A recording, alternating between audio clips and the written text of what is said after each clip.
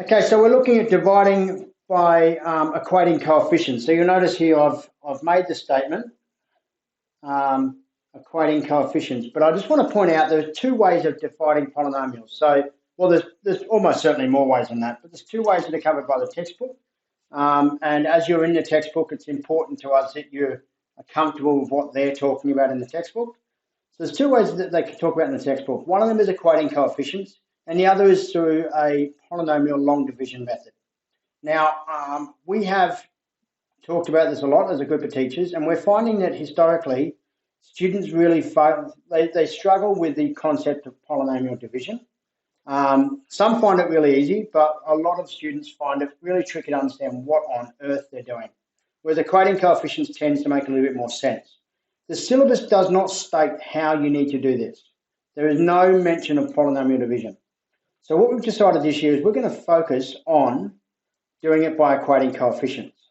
But if you have a look at the OneNote here, I've got notes on an optional extra, polynomial division. So you're welcome to jump on and have a look at that.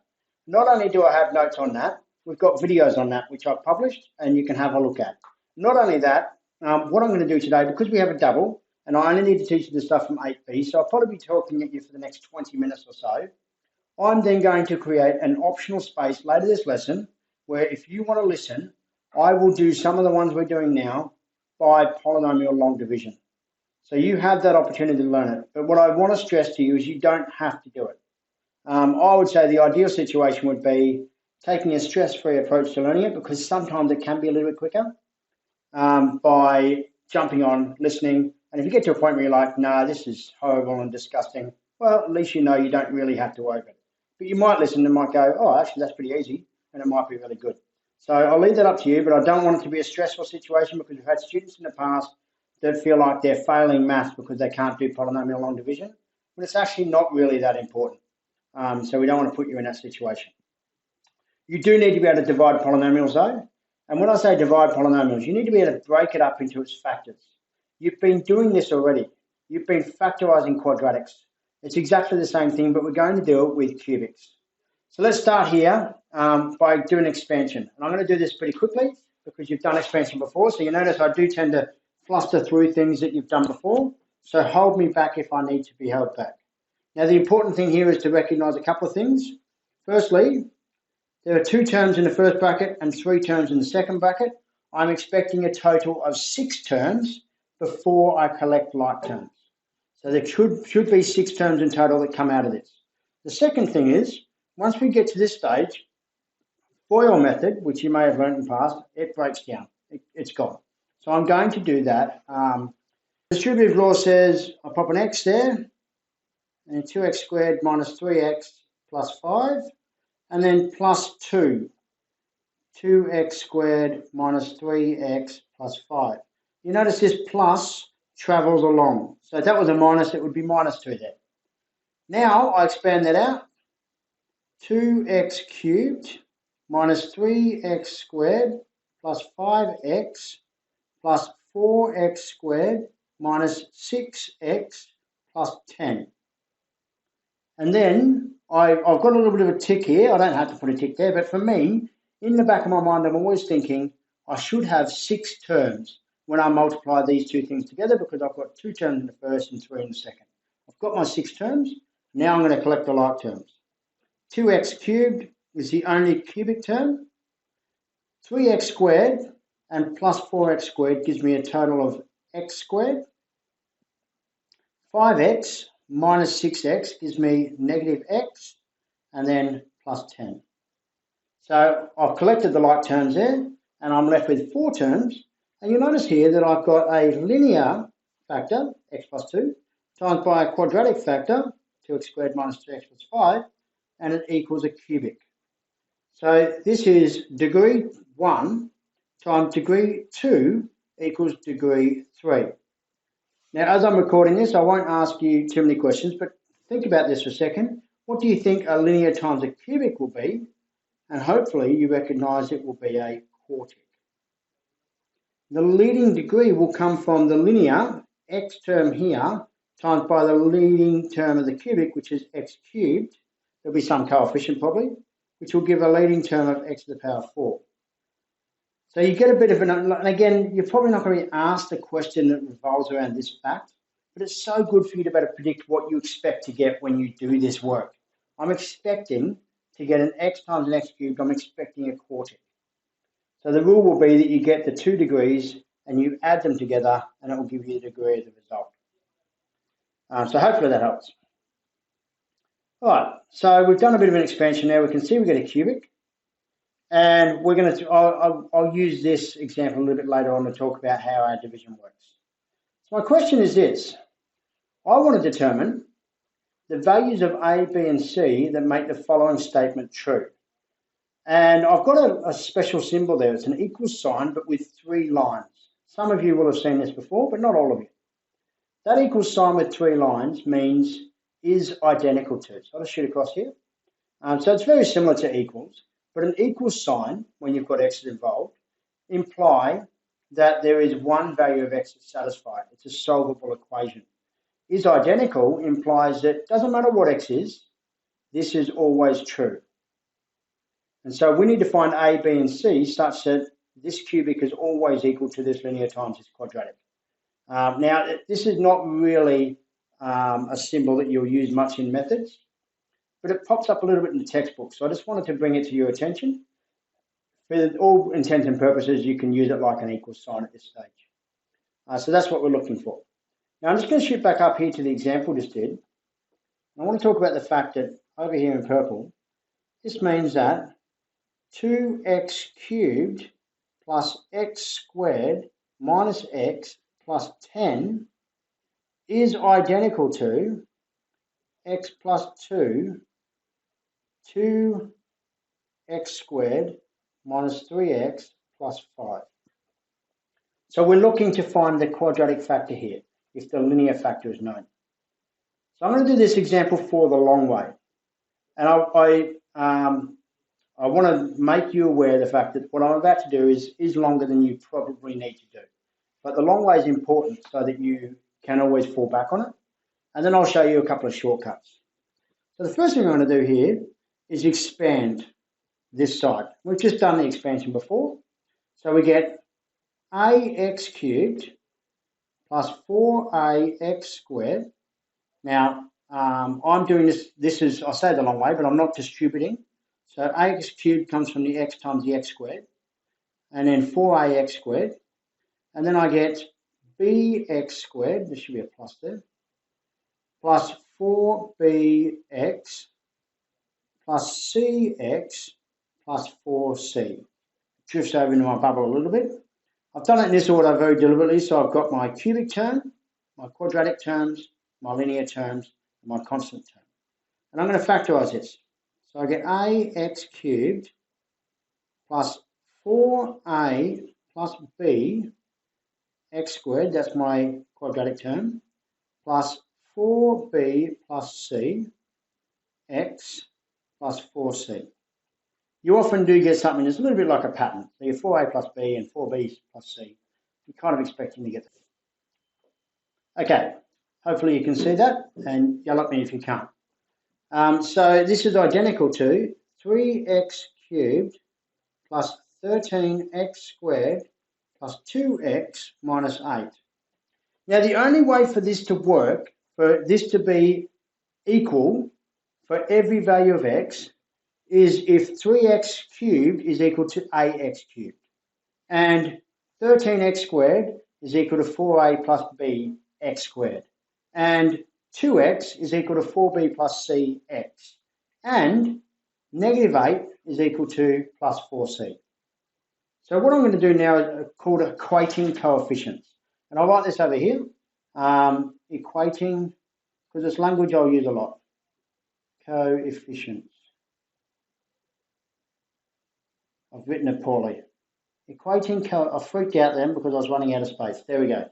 Equating coefficients. So what I get first in yellow is that ax cubed equals 3x cubed, and therefore a is equal to 3. And in green, I get 13x squared is equal to 4a plus b x squared. And so that means that 4a plus b equals 13. And we already know a equals 3. So 12 plus b equals 13. So b is equal to 1. Now, I've not really given myself enough space, but I can add a bit. Just make sure I show my full working.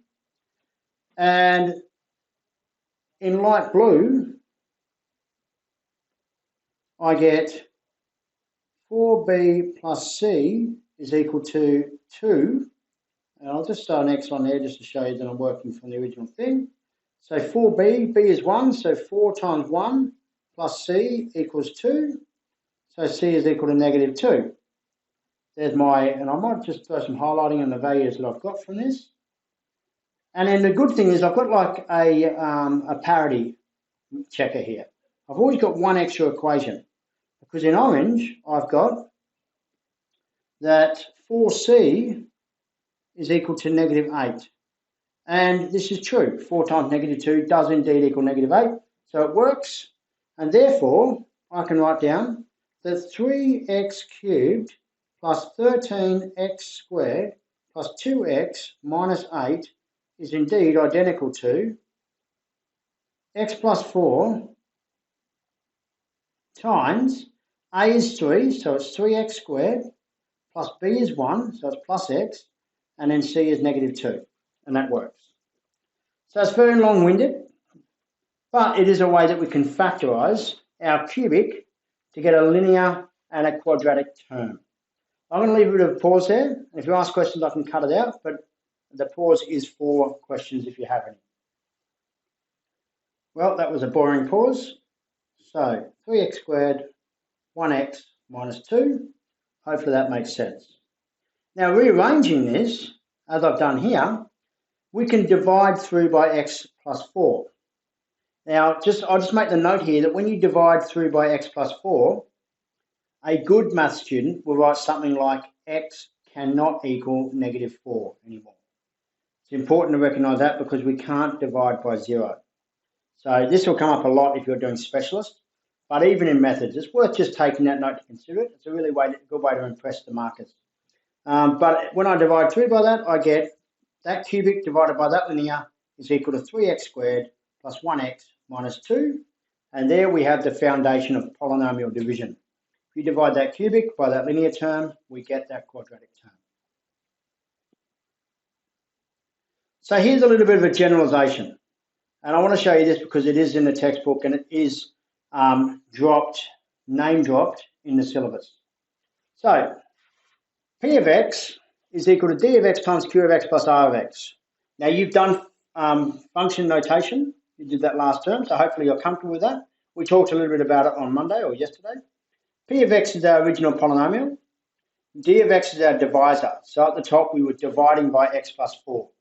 Q of x is the quotient. That's the value that's left over with the divisor. Quotient's also often a multiplier. So the quotient x. And then r of x is a remainder. Now, in this case, we didn't have a remainder. And in fact, if r of x equals 0, this will be an important fact a little bit later on. We're going to work on it in the next couple of lessons. Then d of x is a factor of p of x. So if there is a remainder, it's not a factor. Just like you would say something like, let's say 55 is equal to 5 times 11. So 5 is a factor of 55. There's no remainder.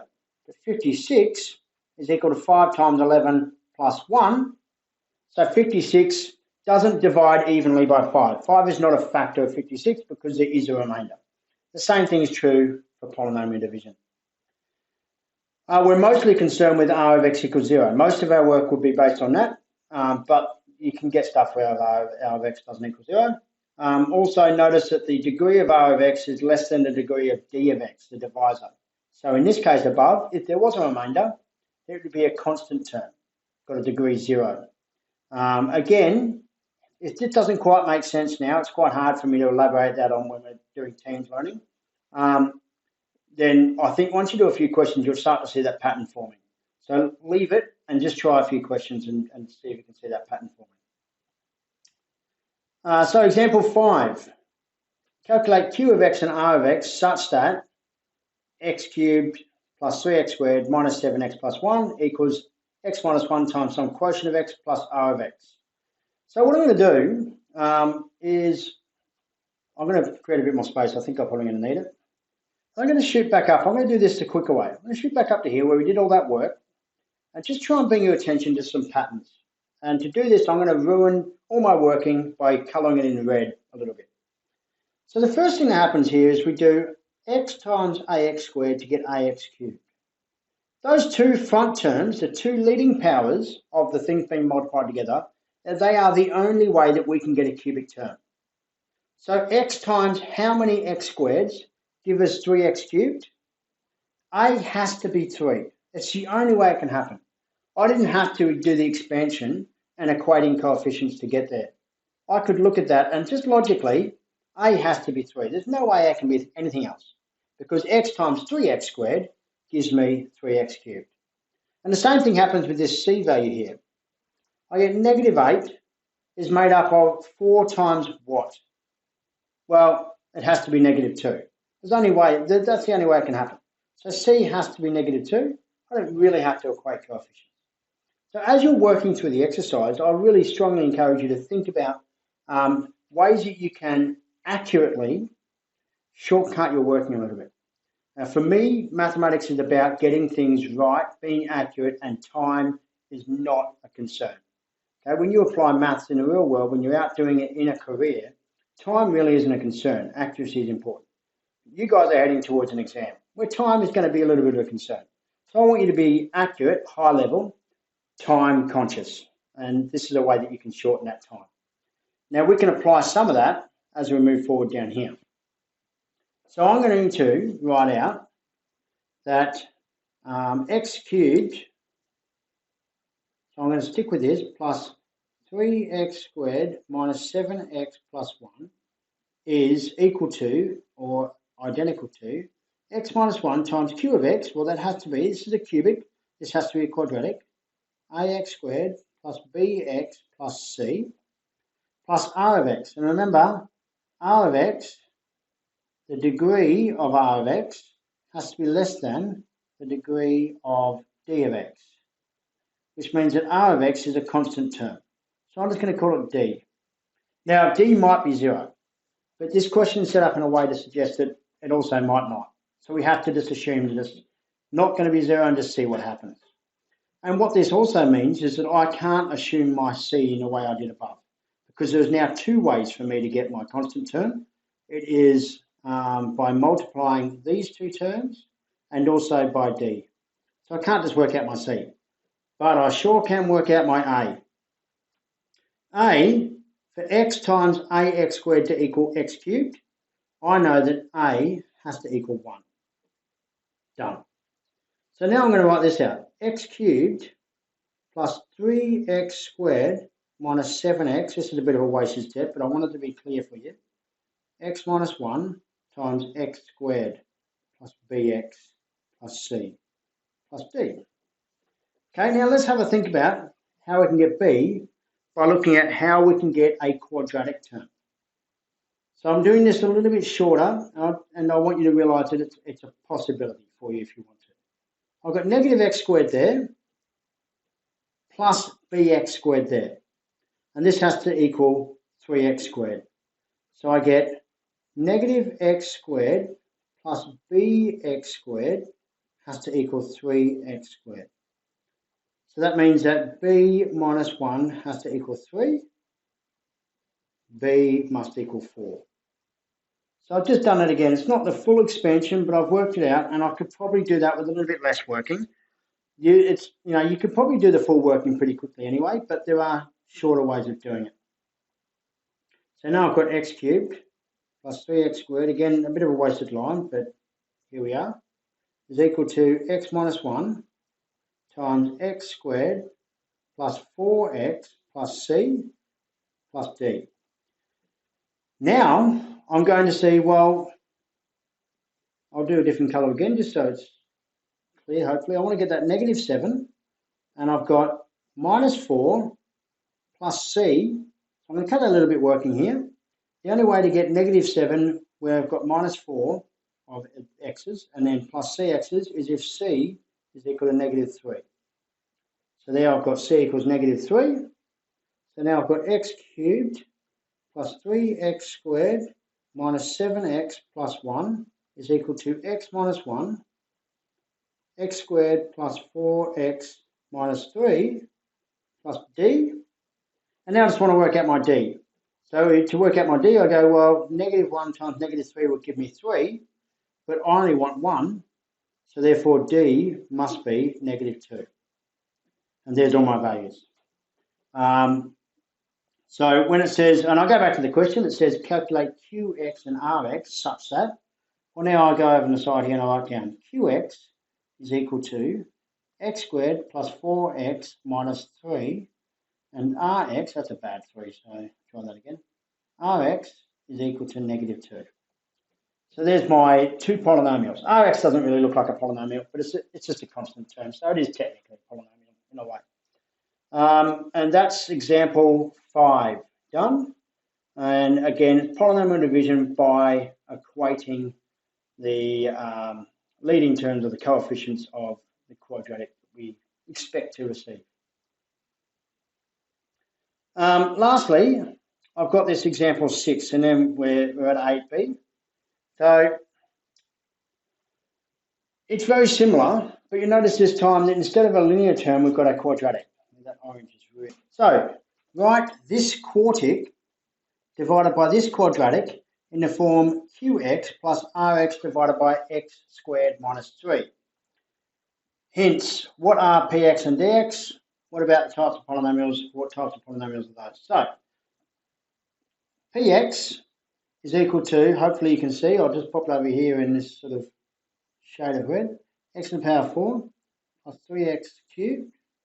I'm feeling like I'm going to run out of space again. I'm just going to shoot to the side for a second. Minus 9x plus 10. That's px. And dx, I hope you can see, is x squared minus 3. So another way of writing this would be, and I feel like I might need a little bit more space. I might not, but let's just put it there anyway, just in case. Would be, remembering that px, this is px divided by dx, and we want it to be written as qx plus rx over dx. So I didn't really show you this expansion, but if I multiply everything by dx, I get the original version. Px equals qx, well actually the original version has dx first, times qx plus rx. So this is just this version here of our polynomial broken down into some factors with a remainder, but where we've divided through by dx, our divisor. And that makes sense where we're heading towards. Now, keeping in mind, in terms of degrees, my original polynomial, px, has degree 4, it's a quartic. My divisor has degree 2, it's a quadratic. And therefore, my quotient must also have degree 2, it's a quadratic. And remember, r of x, the degree of r of x, has to be less than the degree of d of x. And so therefore, r of x must have degree 1 or lower. So that's what we're looking at. So I'm going to try and come up with this using my given p of x and d of x. And I'm going to try and do it being a little bit logical. But the first thing I'm going to do is write it out in full to be able to apply that logic. So in full, my computer's about to go flat. So I'm actually just going to run out and grab a power cord. I'll just be a second. Okay, team, I'm back. I'm sorry about that. So let's carry on. I'll just remove that. I'm going to write this out in full. And in full, it looks like this. X to the power 4 plus 3x cubed minus 4x squared minus 9x plus 10. We want that to be equal to x squared minus 3. And then we think this is going, well, we know it's going to be a quadratic, ax squared plus bx plus c. And then there'll be a remainder left over, which could be a linear function, dx plus e. Now, the remainder will come out of this naturally. Once I work out my quadratic term that gives me my leading 3 terms here, the remainder will come out as the thing that has to be there to make that work. So it'll come out naturally. I'm not really worried about the remainder. What I am going to do, so let's rub that out, is I'm going to recognise that to get x to the power 4, I get it this way, x squared times ax squared. So this gives me a is equal to 1. Stop me at any point if you're unsure about that. Negative 3 times ax squared is a quadratic term. It's an x squared term. The only way of getting an x cubed term is doing x squared times bx. There is no other way here of expanding to get an x cubed term because the linear term in this quadratic is 0. And so we only have one way of getting x cubed term, so b must equal 3. That's the only way to get the 3x cubed. So my apologies about that. And this is good news as well, because if I highlight the quadratic term, the only way of getting a quadratic term is negative 3 times ax squared. There's no other way. Oh, no, there is another way of getting a quadratic term. My apologies. Cx squared. There we go. Cx squared gives us a quadratic term and negative 3x squared. Now remember, a is 1, so this is just x squared. So I've got negative 3x squared, but I need to get to negative 4x squared. And that means that c is equal to negative 1. Now, I hope that you've seen just in that moment through my complete and utter bumbling that sometimes it's just worth expanding. Sometimes it's just easier to expand it out and get it right. But also polynomial division is a method that will help you as well. So I'll show you that a little bit later in this lesson. So I've got a, b and c. And that means that I can now write this as x to the power 4 plus 3x cubed minus 4x squared minus 9x plus 10 is equal to x squared minus 3 and then x squared plus 3x minus 1 plus dx plus e. Let's need to see what is the remainder here. So I'm going to start with my linear term. How do I get a linear term in this expansion? Well, there's only one way, and that's negative 3 times 3x. That would be negative 9x, and actually, that's what we want. So I don't need a linear term here, so d is equal to 0. And my constant term, negative 3 times negative 1 is the only way to get a constant term, and that's positive 3, but I need to get to positive 10. So e has to be equal to 7. And so therefore, I can now very safely say, what's the actual question? In that form. So I'm going to start by just quoting q of x is equal to x squared plus 3x minus 1. And r of x is equal to 7. And therefore, x to the power 4 plus 3x cubed minus 4x squared minus 9x plus 10 divided by x squared minus 3 is equal to x squared plus 3x minus 1 plus 7 over x squared minus 3. So this is taking it back to the original form that's requested up here. And there it is there. And I did that. And so let's be honest, some of you may be happy with this at the moment, some of you may not. But have a look at this last line for a second, and you might be thinking, like, even if you're happy with this, if I showed you that last line at the start of this lesson, I'd say a fair percentage of you may have freaked out, which is fine. That would be expected. Like, that's a pretty tricky looking last line. But now I've just taken the skills we learned earlier here and applied it to eventually get this form. And the x squared minus 3 in the denominator for a couple of those doesn't really matter. It still comes from this px equals dx qx plus rx kind of idea. But, you know, we have made a big jump, so I understand that. So perseverance is going to be key here. So I'm going to stop there. I'll be on the Teams call right up until 10:15. But what I am going to do is at 9:50, I shall just stop the video.